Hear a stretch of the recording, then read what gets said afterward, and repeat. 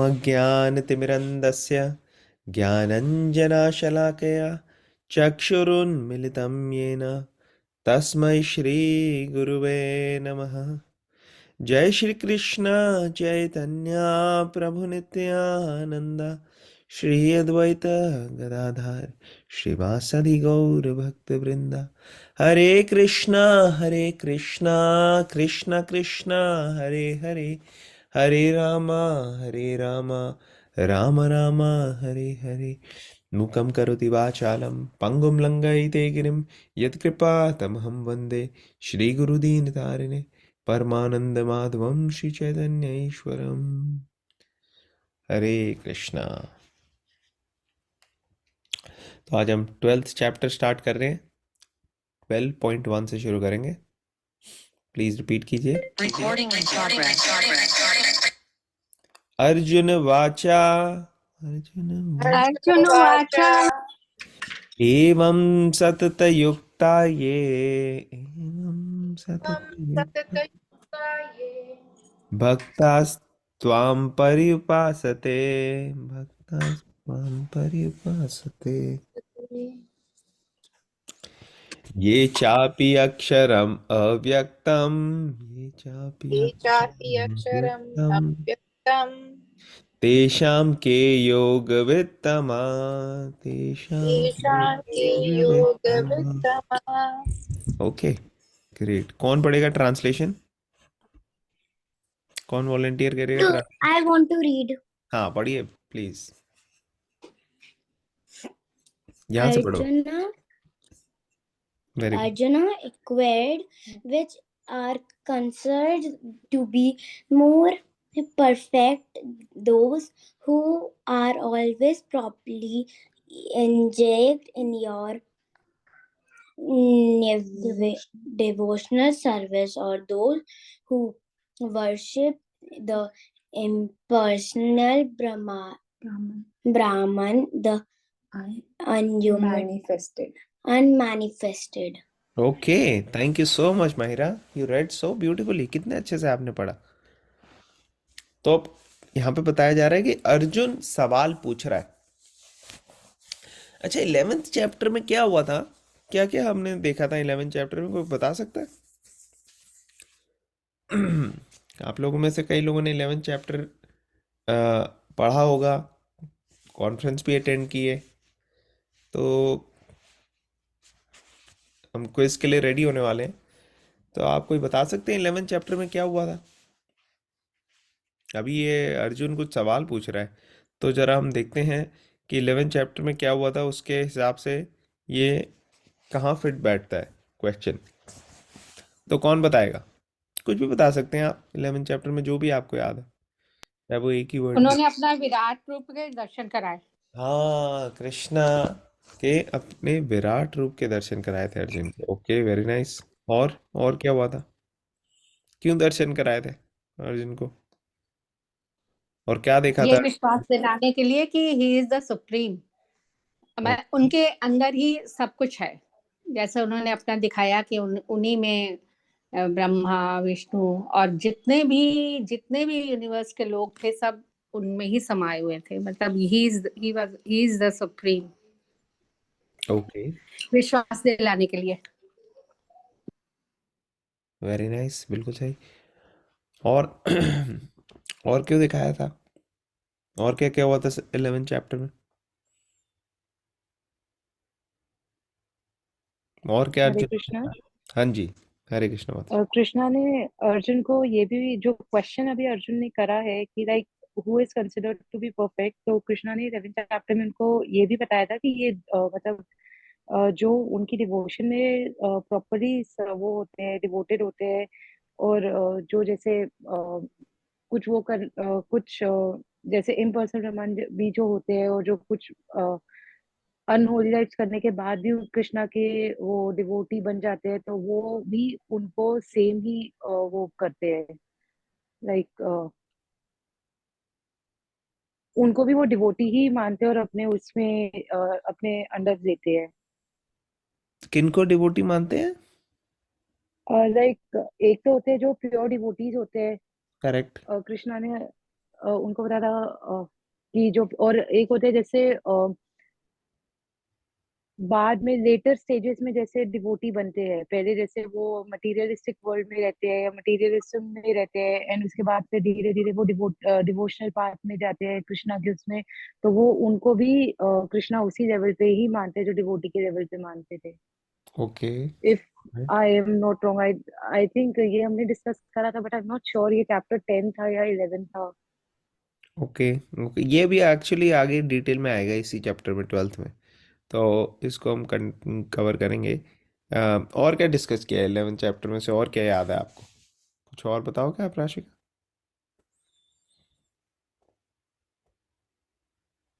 एक तो जो करण आंटी ने बताया था कि विराट रूप उन्होंने बताया था, एंड अपना दिखाया था, क्योंकि अर्जुन को वो अपना डिवोटी और मतलब जो जो कैरेक्टरिस्टिक्स होने चाहिए उनको ये दिखाया, इसी वजह से सिर्फ अर्जुन को ही उन्होंने अपना विराट रूप दिखाया था, क्योंकि वो अर्जुन ट्रूली अपने काम में रहते हैं विदाउट एनी मटेरियल फ्रूट्स को, मतलब कि अगर मैं ये, ऊट्स के दिमाग में ये नहीं होता कि अगर मैं ये करूंगा तो मेरे को इसका ये फ्रूट मिलेगा, मैं ऐसे करूंगा, वो सीधा मतलब जो भी है अपना करते रहते हैं, and he is a good devotee friend and in a path of धर्मा।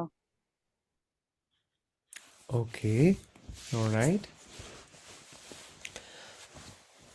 और क्या हुआ था 11th चैप्टर में? क्या क्या देखा था अर्जुन ने? विराट रूप में क्या देखा था अर्जुन ने? प्रभु जी, अर्जुन ने देखा था कि भगवान के बहुत सारे हाथ हैं, बहुत सारी आईज हैं, बहुत सारे मुंह हैं। और उसने देखा था कि जो डेमी गॉड्स हैं वो भी कृष्णा को सरेंडर कर रहे हैं।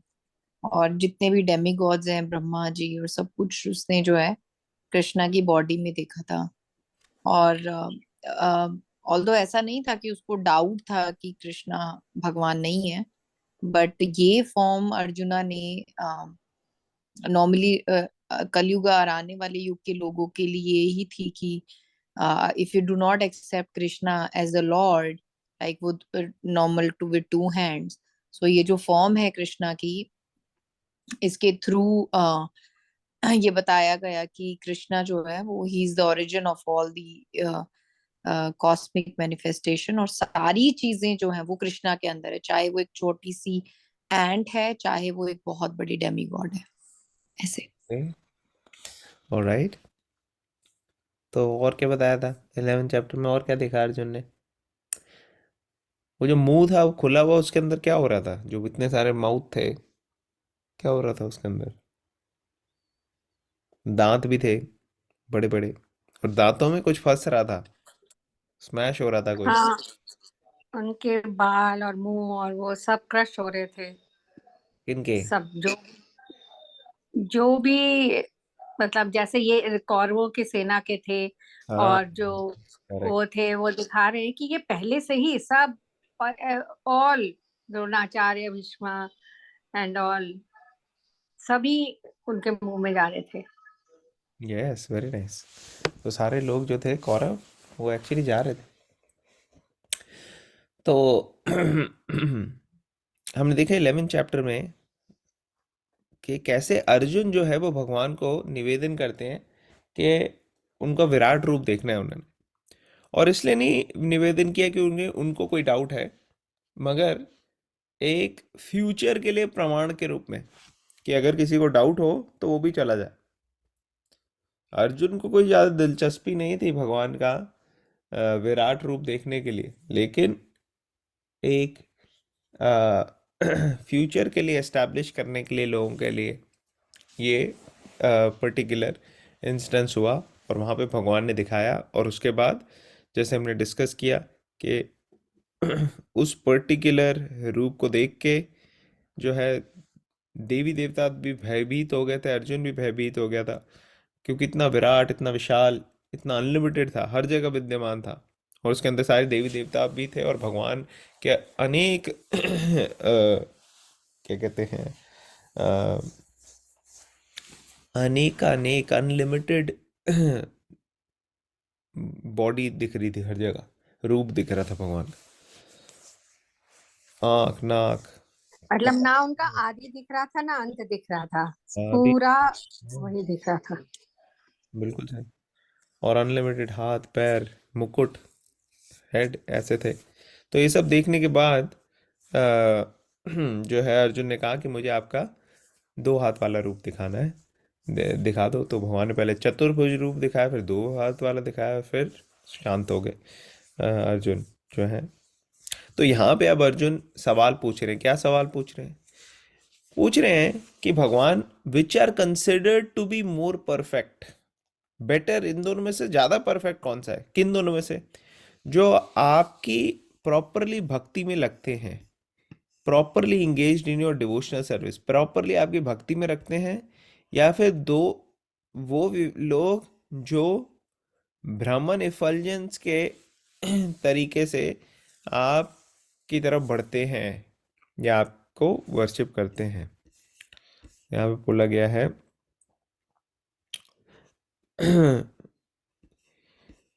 एवं सतत युक्ता ये भक्ता स्वम पर्युपासते ये चापि अक्षरम अव्यक्तम तेषाम के योग वित्तमः।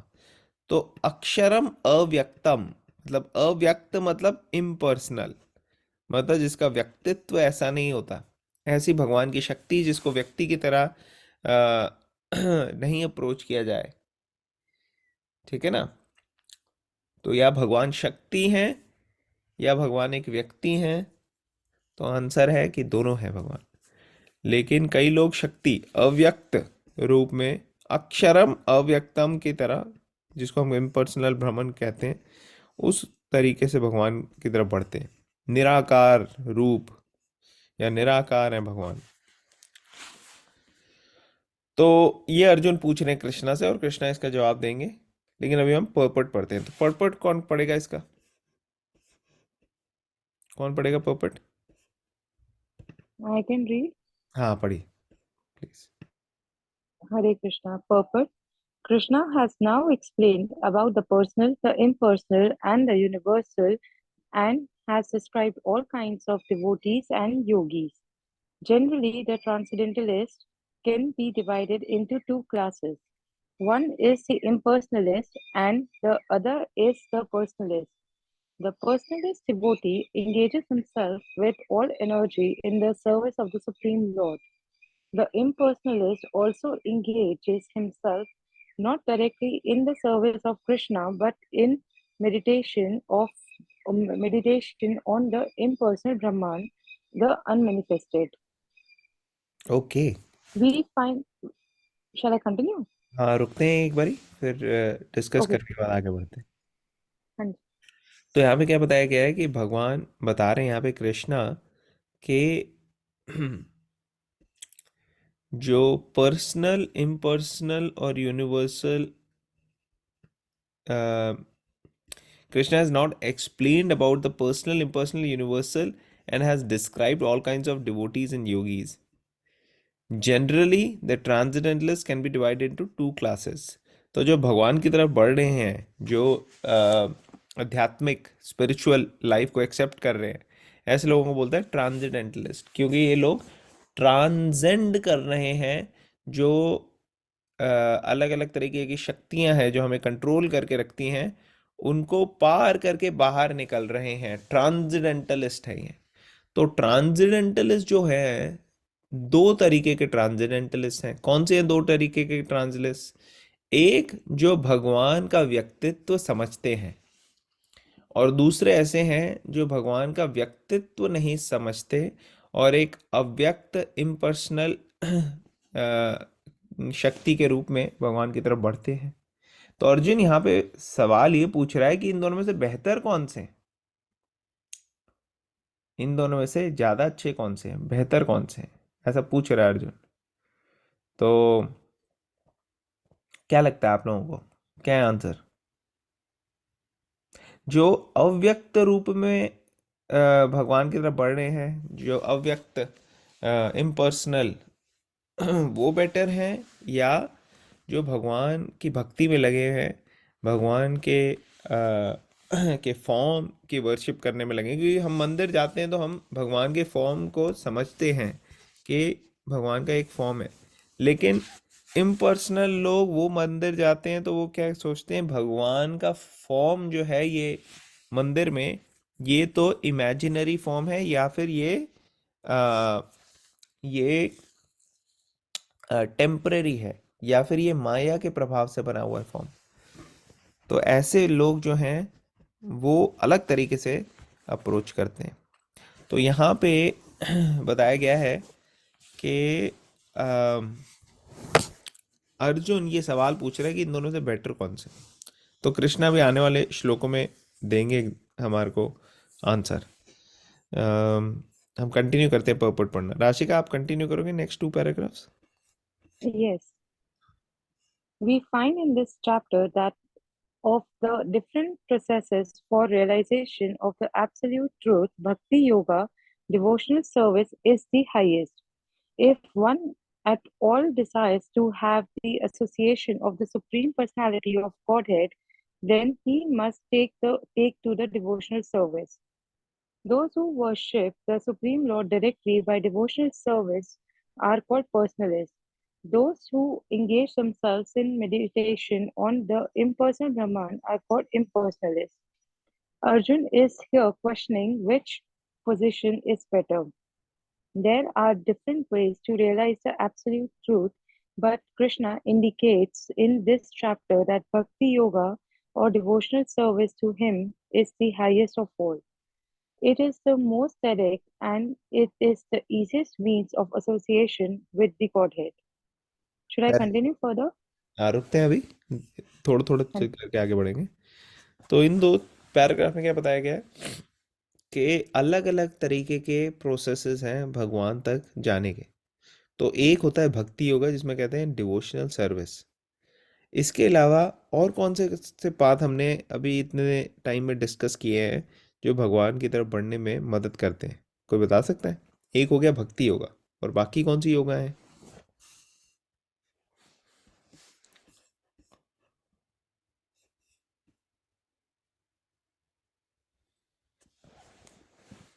हमने पिछले चैप्टर्स में कई सारी योगाएं पढ़ी ना।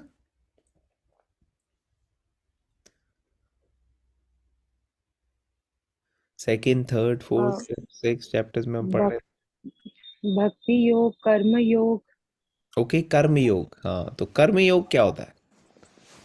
कौन बताएगा?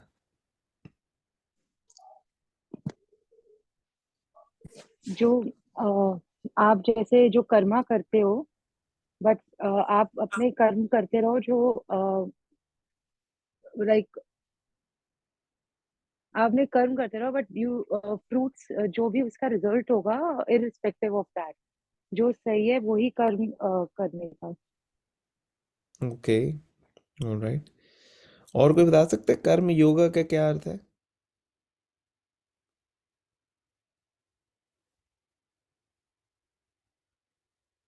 कौन बताएगा? प्रभु जी, karma according to the scriptures and उसका जो भी फल है, आई मीन भगवान को अर्पित करना, और एक्चुअली वही कर्म करना जो हमारे स्क्रिप्चर्स के हिसाब से है। ऐसा नहीं है कि हम कोई भी कर्म करें और बोलें कि नहीं, we will give the fruit to Krishna, right? So any this way anybody can do anything wrong, but those karma जो स्क्रिप्चर्स के हिसाब से हैं, according to that, detachment from the fruits and surrender the fruit of the karma to Krishna to offer actually. Okay, alright. तो कर्म योगा, और इसके अलावा कौन कौन सा योगा और सुने? ध्यान योग प्रभु जी, ज्ञान योग। ओके, ज्ञान योग। ज्ञान योग क्या होता है? प्रभु जी, नॉलेज के through, reading script through knowledge, trying to understand the Lord or go closer to the Lord. Okay, knowledge, एक ऑलराइट। अष्टांग योग, अष्टांग योग। ओके, अष्टांग योग क्या होता है? उसमें 8 स्टेप्स होते हैं ना, सीढ़ी होती है। अष्ट अंग, हाँ बिल्कुल ठीक। अष्टांग,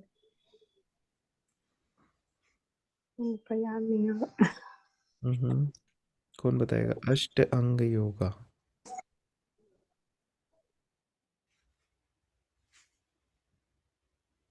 और कोई बता सकते हैं?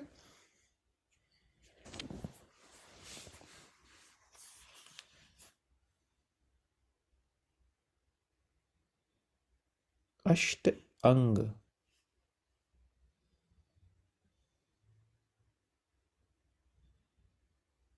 ओके, और कौन सी योगा होती है? और किसी को कोई और याद है? अष्टांग योग में पहले आई थिंक ध्यान ध्यान होता है, लाइक मेडिटेट करना, एंड प्राणायाम होता है उसमें, आसन आसन। नहीं, सही कह रहे हो आप, बिल्कुल सही कह रहे हो। ओके, तो अब हम चारों ये जो योगा प्रोसेसेस हैं ये एक बारी रिव्यू कर लेते हैं। तो सबसे पहले होगा कर्म योगा। कर्म योगा सिंपल वर्ड्स में क्या है? कर्मा तो पूरी दुनिया कर रही है, ठीक है ना? जो आप काम कर रहे हो वो आप भुगतोगे। जैसा भी आप काम करते हो वैसा आप भुगतते हो। ये तो लॉ ऑफ कर्मा हो गया। तो कर्म योगा क्या है? कर्म योगा मीन्स कि आप ऐसे कर्म करो जो आपको, जिसका फल आप भगवान की सेवा में लगाओ। और जैसे रक्षिता माता जी कह रही थी, अगर हम को पर्टिकुलर कोई एक्टिविटीज अच्छी लगती हैं और हम वो करते हैं और अब किसी न किसी तरह उसको भगवान की सेवा में लगाते हैं, तो ये होता है कर्म योगा। अगर मान लो किसी को अच्छा लगता है शॉपिंग करना, अब वो शॉपिंग करे भगवान के लिए, कि जो जो चीज़ें भगवान के लिए इस्तेमाल हो सकती हैं, मान लो उनके घर में है डीटीज हैं भगवान के, राधा कृष्ण है, तो अब वो जाएंगे देखेंगे कि क्या हम ड्रेसेस बना सकते हैं राधा कृष्ण के लिए, क्या हम ऑर्नामेंट्स बना सकते हैं भगवान के लिए, क्या हम गार्लैंड्स बना सकते हैं, क्या हम चीज़ें खरीद सकते हैं कुक करने के लिए भगवान के लिए। तो ये हो गया एक तरीके से भक्ति योगा भी हुआ, लेकिन अभी ये कर्म के प्लेटफॉर्म में है। क्यों है कर्म के प्लेटफॉर्म में? क्योंकि अभी हमारी आसक्ति भगवान से नहीं हुई, आसक्ति है शॉपिंग से। आसक्ति ये नहीं है कि भगवान को डेकोरेट करना है, शॉपिंग करनी है, तो शॉपिंग के लिए हम ला देते हैं ये सब चीज़ें, और ला के हम दे दिया हमने, जो जो जो भी उस पर्टिकुलर चीज़ को कर सकते हैं उनको दे दिया हमने। तो ये एक एग्जाम्पल है, लेकिन ऐसे कई सारे एग्जाम्पल हैं। मान लो आपने एक पर्टिकुलर जॉब ले ली और आप जॉब से जो पैसे आ रहे हैं वो अब आप भगवान की सेवा में लगा रहे हो, तो वो भी एक तरीके से कर्म योग है। या फिर एक पर्टिकुलर फील्ड में आपकी है कोई स्ट्रॉन्ग पॉइंट है आपका, तो आप उस चीज़ को भगवान की सेवा में लगा रहे हो। तो बेसिकली कर्मा से आपकी अटैचमेंट है। भक्ति योगा में क्या फर्क है? अब कौन बताएगा भक्ति योगा में क्या फर्क है?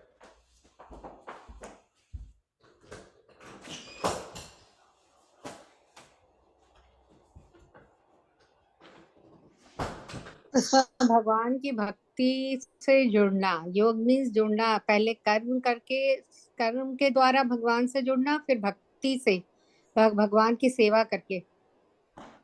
हाँ, तो भक्ति में फोकस जो है और अट्रैक्शन जो है वो चेंज हो गई। अब आपकी अट्रैक्शन इसमें नहीं है कि मेरे को ये एक्टिविटी अच्छी लगती है, आपकी अट्रैक्शन अब हो गई है कि भगवान अच्छे लगते हैं। जैसे अगर किसी को एक पर्टिकुलर एक्टिविटी अच्छी लगती है और उसको वो भगवान की सेवा में लगाने की कोशिश कर रहा है और लगा नहीं पा रहा है, या लगा पा रहा हो या नहीं पा रहा हो वो एक अलग बात है, लेकिन कोशिश कर रहा है लगाने की, लेकिन उसको वो एक्टिविटी बहुत अच्छी लगती है, तो वो पर्टिकुलर चीज हो गई कर्म योगा। लेकिन अगर वो भगवान की सेवा करने की कोशिश कर रहा है और उसके लिए कोई भी एक्टिविटी करने के लिए तैयार है, तो वो हो गई भक्ति योगा। भक्ति योगा का मतलब यह है कि जैसे एक माँ है, वो अपने बच्चे को अच्छे से ध्यान रखने के लिए कोई भी कार्य करेगी, चाहे वो साफ सफाई हो घर की, चाहे वो कुकिंग हो घर की, चाहे वो क्या कहते हैं बच्चे की ड्रेस चेंज करना हो, चाहे रात को उठना हो बच्चे का ध्यान रखने के लिए, चाहे उसको खिलाना पिलाना हो, तो ये सब चीजें हो गई, प्यार है बच्चे से इसलिए कर रही है। लेकिन मान लो कोई और आता है, उसको अच्छा लगता है कुकिंग करना। अब वो बच्चे की माँ नहीं है, लेकिन कोई हेल्प करने के लिए आ गया, या कोई काम करने वाली आ गई, या कोई हो गई, तो उसकी क्या है, कुकिंग या क्लीनिंग उसकी है। तो वो पार्ट करेंगे, वो सिर्फ क्लीन करेंगे और या फिर कुक करेंगे, जो भी उनका पार्ट है। अब वो भी एक तरीके से बच्चे की हेल्प ही हो रही है, कि कुकिंग करके कोई दे रहा है तो वो भी हेल्प हो रही है। लेकिन अभी ये प्रेम से नहीं हो रहा है। मान लो कोई किसी को रखा है काम करने के लिए, वो आके कर रहा है, या फिर किसी कोई फैमिली मेंबर है जिसको अच्छा लगता है कुकिंग करना, तो उसने हेल्प कर दी थोड़ी। तो अभी ये प्रेम से नहीं हो रहा बच्चे की, ये इसलिए हो रहा है क्योंकि मेरे को वो एक्टिविटी अच्छी लगती है, तो मैं कर सकता हूँ या कर सकती हूँ हेल्प आउट करने के लिए। आप समझ रहे हो दोनों का डिफरेंस, समझ रहे हो आप? किस किस को समझ में आ गया और किस किस को समझ में नहीं आया?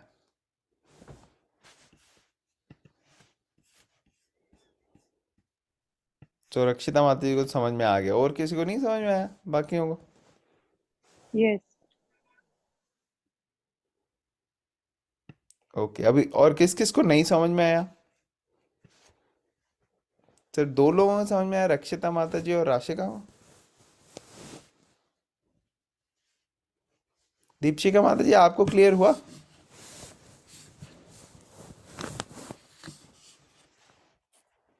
माहिरा? हाँ, दीपशिका माता जी बताइए।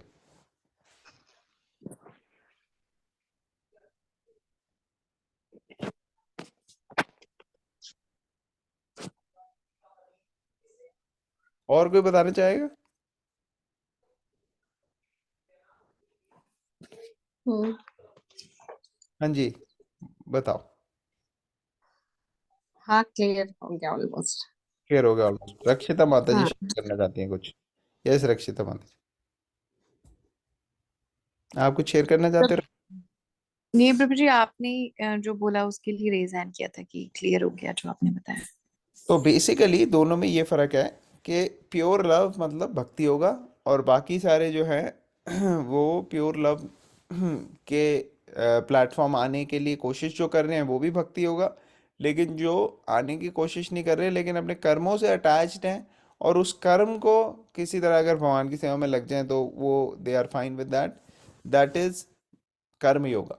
तो कर्म योगा वाले को ज़्यादा भक्ति के डिटेल्स का इंट्रिकेट नॉलेज अंडरस्टैंडिंग ये सब नहीं होता। उनका ये है कि ठीक है, जो भी भगवान है या जो भी है, बस उनको थोड़ा सा कर लिया, मंदिर गए, पैसे डाल दिए, वही अपनी हमने जो मेहनत करी है उसके उसमें अच्छे उसमें डाल दिए, चलो ठीक है। तो लेकिन भक्ति योगा अभी पूरी तरह से तब होगी जब अंडरस्टैंडिंग डेवलप होगी, कि हाँ कौन है भगवान, कैसे उनकी सेवा हो रही है, और कैसे प्रेम उनसे करना है, और प्रेम का जो वो है प्रोसेस, उसमें आगे बढ़ना। तो ये तो दोनों हो गए, कर्म योगा और भक्ति योगा दोनों। अब इनके बीच में क्या आता है? कर्म योगा के बाद आता है कर्मा तो आप बॉडी से कर रहे हो, फिजिकल उससे। लेकिन अब जब आप इंटेलिजेंस से यूज करते हो अपना, अ, पढ़ते हो शास्त्रों को, ज्ञान अर्जित करते हो भगवान के बारे में, तो वो होता है ज्ञान योग। ठीक है ना? और उसके ऊपर अष्टांग योग में आप माइंड और बॉडी दोनों को आप भगवान की सेवा में लगाने के लिए कर रहे हो। तो आ, आसन, प्राणायाम, ध्यान, धारणा, समाधि, ये अलग अलग लेवल्स हैं, जो अलग अलग क्या कहते हैं, अष्टांग योगी अलग अलग लेवल पे इसको यूज करते हैं, और माइंड को कंट्रोल करके फिर फोकस करते हैं परमात्मा पे, और उनमें ध्यान लगाते हैं। तो वो हो जाता है ध्यान योग। ठीक है ना? अष्टांग योग। और फाइनली हो जाता है भक्ति योग जो हमने डिस्कस किया। तो ये अलग अलग तरीके के योगा प्रोसेसेस हैं। एक्चुअली योगा लैडर है, कर्म योगा से लेके भक्ति योगा तक। और सारे के सारे जो ये हैं, कर्म योगा जो है वो सकाम कर्म योगा भी हो सकती है और निष्काम कर्म योगा भी हो सकती है। सकाम मतलब हम कर्म कर रहे हैं, हमको कर्म से आसक्ति है, लेकिन साथ में हमारे को कर्म के रिजल्ट भी चाहिए, उससे भी आसक्ति है, वो हो गई सकाम कर्म योगा। और वो कहती है निष्काम कर्म योगा, इसका मतलब कि कर्म से आसक्ति है लेकिन कर्मों के फल से अब आसक्ति नहीं रही है, मैच्योर हो गया, ये थोड़ा सा एडवांस हो गया, इसको अब फल से आसक्ति नहीं है। तो ये हो गया कर्म योगा। समझ में आ रहा है सबको? क्लियर हो रहा है? I hope. किसी का कोई क्वेश्चन, कमेंट, कोई पॉइंट है यहाँ पे तो आप प्लीज शेयर कीजिए, हम वी कैन टेक क्वेश्चंस। अगर क्वेश्चन नहीं है तो हम आगे बढ़ेंगे। है नहीं है? है नहीं है? नहीं प्रभु जी, मेरा कोई क्वेश्चन नहीं। आगे ओके, चलो फिर आगे चलते हैं। No, it's clear. Clear, okay. तो यहाँ पे बता रहे हैं कि इस चैप्टर में हम इस भक्ति योगा के ऊपर डिस्कशन करेंगे और इसको एलैबोरेटली बताएंगे Krishna. If one at all desires to have association of Supreme Personality Godhead, then he must take to devotional service. और भक्ति में क्योंकि प्रेम होता है, इसलिए प्रेम अगर हमारा भगवान की तरफ आएगा तो प्रोमिनेंट हो जाएगा, हम भगवान को अच्छे से परसीव कर पाएंगे। Those who worship the Supreme Lord directly by devotional service are called personalists. Those who engage themselves in meditation, the impersonal Brahman, are called impersonalists. Arjuna is here questioning which position is better. तो जो भगवान के व्यक्तित्व को, उनकी personal form को समझते हैं उनको भक्त कहते हैं, डिवोटीज कहते हैं। और जो मेडिटेट करते हैं भगवान के निराकार एस्पेक्ट पे, उनको इम्पर्सनलिस्ट कहते हैं। तो अर्जुन पूछ रहा है कि कौन से इनमें से अच्छे हैं। अलग अलग तरीके से भगवान की तरफ बढ़ा जा सकता है और भक्ति योगा डिवोशनल सर्विस जो है वो हाईएस्ट है, भगवान बताएंगे। और ये सबसे डायरेक्ट भी है, सीधा भगवान के हृदय को छूने वाली है। और ये आसान भी है, मुश्किल भी नहीं है कंपैरेटिवली। जैसे आप घर में रह के कर सकते हो, आपको छोड़ के जंगल में, हिमालय पे वहाँ नहीं जाना, लेकिन कई आपको चीज़ों के लिए वहाँ जाना पड़ेगा, संन्यास लेना पड़ेगा। भक्ति योगा में ऐसा नहीं है, बच्चा भी कर सकता है। ओके, तो नेक्स्ट पैराग्राफ पढ़ेंगे। कौन पढ़ेगा ये वाला पैराग्राफ, ये नेक्स्ट टू? कोई वॉलंटियर करेगा पढ़ने के लिए? I can read प्रभु जी। हाँ जी, पढ़िए। In the second chapter of Bhagavad Gita, the Supreme Lord explained that a living entity is not the material body. He is a spiritual spark, and the absolute truth is the spiritual whole. In the seventh chapter, he spoke of the living entity as being part and parcel of the supreme whole and recommended that he transfer his attention fully to the whole. Then again, in the 8th chapter, it was said that anyone who thinks of Krishna at the time of quitting the body is at once transferred to the spiritual sky, to the abode of Krishna. And at the end of the 6th chapter, the Lord clearly said that of all yogis, one who always thinks of Krishna within himself is considered the most perfect. So in practically every chapter, the conclusion has been that one should be attached to the personal form of Krishna, for that is the highest spiritual realization. Nevertheless, there are those who are not attached to the personal form of Krishna. They are so firmly detached that even the preparation of commentaries to Bhagavad Gita, they want to distract other people from Krishna and transfer all devotion to the impersonal Brahmajyoti. They prefer to meditate on the impersonal form of the absolute truth, which is beyond the reach of the senses and is not manifest. Hare Krishna. Hare Krishna. Okay, तो यहाँ पे प्रभुपाद बता रहे हैं कि शुरू में क्या हुआ भगवत गीता के पहले चैप्टर में। हमने देखा कि अर्जुन ने सवाल पूछे भगवान से कि मुझे युद्ध करना चाहिए नहीं, अलग अलग तरह के एनालिसिस दिया। और सेकेंड चैप्टर में भगवान ने बताया सबसे बेसिक पॉइंट कि हम ये शरीर नहीं है, हम ये आत्मा है, और आत्मा की प्रॉपर्टीज बताई। और धीरे धीरे उस पर एलैबोरेट किया कि कर्म योगा का प्रोसेस क्या है, भगवान का आत्मा का और परमात्मा का रिलेशनशिप, यहाँ तक बात आ गई 7 चैप्टर में। और इसको एलैबोरेट करते हुए फिर आगे भगवान ने अपने बारे में बताया। ठीक है। और 7 चैप्टर में क्या बताया भगवान ने कि जो लिविंग एंटिटी है वो पार्ट एंड पार्सल है सुप्रीम। और क्या रिकमेंड किया कि that he transfer his attention fully to the whole.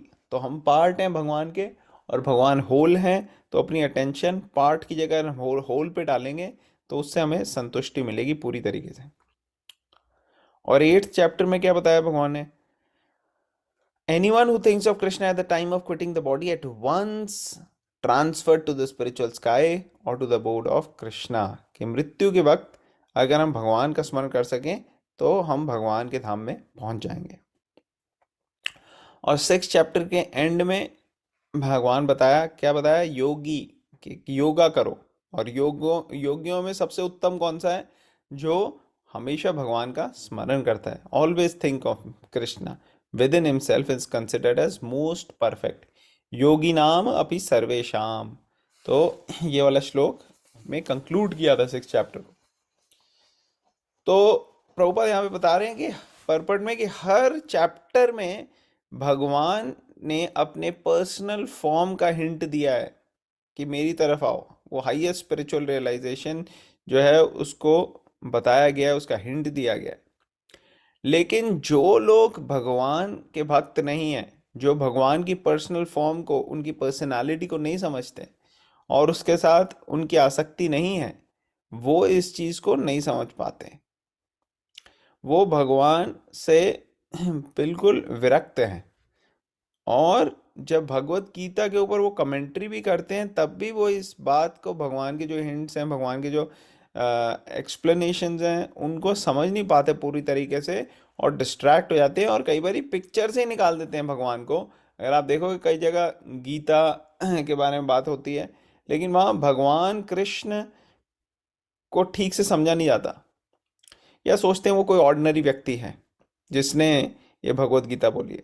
तो कई लोग कहते हैं हम गीता से तो हैं क्या कहते हैं, इंटरेस्टेड तो हैं गीता में, लेकिन कृष्णा में इंटरेस्टेड नहीं है। तो ऐसे लोगों को पूरी तरह से कैसे गीता का ज्ञान समझ में भी नहीं आ सकता और वो अपनी लाइफ को परफेक्ट नहीं कर सकते, क्योंकि आपको पूरी तरीके से जो भगवान भगवत गीता में कह रहे हैं उसको समझना पड़ेगा। और उसके अंदर इंक्लूडेड है भगवान से एक संबंध स्थापित करना। जब हमारा भगवान से संबंध होगा तब हम उस चीज़ को अच्छे से समझ पाएंगे और फिर अप्लाई कर पाएंगे। बिना संबंध के ये नॉलेज जो है ये रिवील नहीं करेगी पूरी तरीके से आपको। इसीलिए गुरु शिष्य का भी एक संबंध होना चाहिए स्ट्रांग। अगर संबंध नहीं है तो रिवील नहीं होगी नॉलेज। तो ऐसे लोगों से हमारे को ज्ञान लेना चाहिए जिससे हम ट्रस्ट करते हैं, फेथ करते हैं, सवाल पूछ सकते हैं, उनके साथ हमारा ऐसा रिलेशनशिप है जिसमें हम लर्न कर सकते हैं इस साइंस के बारे में। तो यहाँ पे बताया गया ऐसे लोग जो भगवान से संबंध नहीं स्थापित कर पाते, वो मेडिटेट वगैरह तो कर सकते हैं भगवान के इम्पर्सनल एस्पेक्ट पे, लेकिन उसके आगे नहीं बढ़ पाएंगे जब तक इस मेंटालिटी से ऊपर नहीं उठते वो। ठीक है।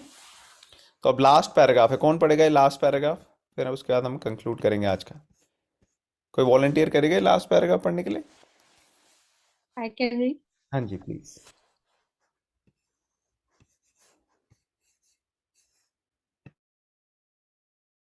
आवाज नहीं आ रही। हरे Krishna. Sorry. Hare Krishna. Sorry. And so And so, factually, there are two classes of transcendentalists.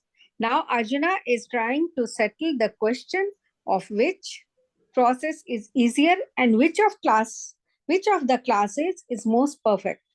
In other words, he is clarifying his own position because he is attached to the personal form of Krishna. He is not attached to the impersonal Brahman. He wants to know whether this position is secure. The impersonal manifestation, either in this material world or in the spiritual world of the Supreme Lord, is a problem for meditation. Actually, one cannot perfectly conceive of the impersonal feature of the absolute truth. Therefore, Arjuna wants to say, what is the use of such a waste of time? Arjuna experienced in the 11th chapter that to be attached to the personal form of Krishna is best because he could thus understand all other forms at the same time and there was no disturbance to his love for Krishna. This important question asked of Krishna by Arjuna will clarify the distinction between the impersonal and personal conceptions of the absolute truth. Hare Krishna. हरे कृष्णा। तो ये दो तरीके जो transcendentalist हैं इनके में पूछना चाह रहा है अर्जुन कौन सा बेटर है, क्योंकि अर्जुन जो है वो भगवान की पर्सनल उससे आसक्त है, उसकी शक्तियों में नहीं है लेकिन भगवान में। इसीलिए जब दुर्योधन गया उसने पूछा कि मुझे आपकी नारायणी सेना और आप में क्या चाहिए, तो अर्जुन ने बोला कि मुझे तो कृष्णा आप ही चाहिए, चाहे आप निहत्ते हो, कुछ नहीं कर रहे हो फाइट, फिर भी मुझे आप चाहिए। अर्जुन ने ये बोला। दुर्योधन सोच रहा है कितना महामूर्ख है ये, कृष्णा निहत्था, ना कोई मार रहा है ना कुछ, फिर कृष्णा की क्या यूज़ क्या है, उससे अच्छा नारायणी सेना लेंगे और जीतेंगे। तो आम आदमी यही सोचते हैं, वो सोचते हैं कि भगवान की शक्तियाँ हों, जो चीज़ें हैं उससे हम सक्सेसफुल होंगे। भगवान ठीक है, क्या रखा है, चैंटिंग वगैरह तुम कर रहे हो, भगवान की तरफ बढ़ रहे हो, इस सब में कुछ रखा नहीं है। हाँ, इससे कोई अगर प्रैक्टिकल बेनिफिट होता है, कोई इंटेलिजेंस शार्प होती है, कोई सक्सेस मिलता है मटेरियल लाइफ में, तो हाँ थोड़ी बहुत कर लेंगे, भगवत गीता के श्लोक उच्चारण कर लेंगे, पढ़ लेंगे, तो ऐसे लोग सोचते हैं। लेकिन अर्जुन जो है वो यहाँ सोच रहे हैं कि मुझे तो भगवान के पर्सनल फॉर्म से आसक्ति है भगवान से, तो ये ज़्यादा बेटर है या इम्पर्सनल भ्रमण। तो भगवान ने यहाँ पे उसका डाउट जो है चैप्टर में क्लियर कर देंगे। वो impersonal manifestation either in this world, material world, or spiritual world of the Supreme Lord is a problem for meditation. ये प्रभुपाद बता रहे हैं। One cannot perfectly conceive of the impersonal feature of the absolute truth. Therefore, Arjuna wants to say, what is the use of such a waste of time? Basically, he is clarifying कि अगर इसकी ज़रूरत नहीं है तो फिर ऐसी meditation का क्या फायदा, हम सीधा भगवान की तरफ क्यों नहीं बढ़ते।